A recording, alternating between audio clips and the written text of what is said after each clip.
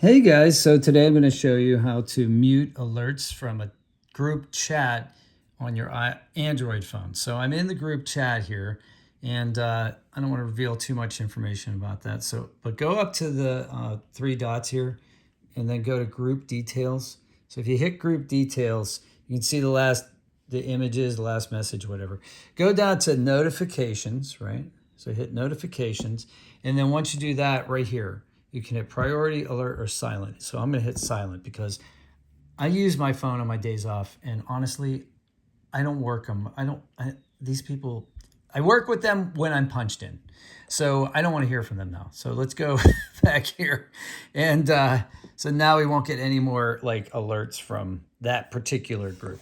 So I hope this helped you, and keep work and life separate, right? At least that's my philosophy. So I hope you guys have a great day out there.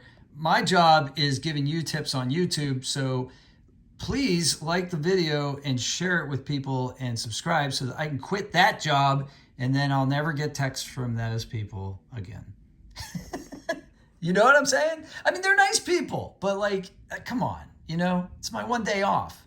All right, I'll see you later. Take care.